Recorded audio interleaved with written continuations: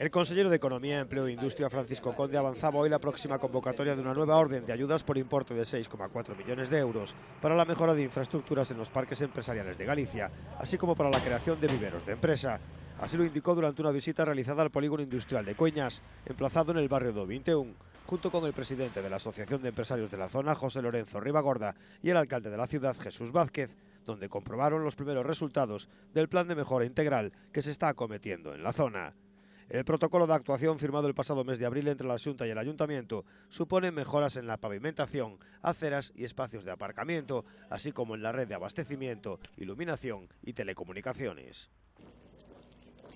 Que era importante dar este paso porque son 400 familias as que viven e traballan, digamos, directamente aquí nestas empresas. Polo tanto, ante as deficiencias que eran moitísimas e agora que xa pasou, digamos, porque xa estamos con unhas instalacións renovadas, pois a mellor xa non compensa nin falar na situación a que se atopaba dende a propia rede de abastecemento e a falta dos servicios mínimos básicos para poder desenvolver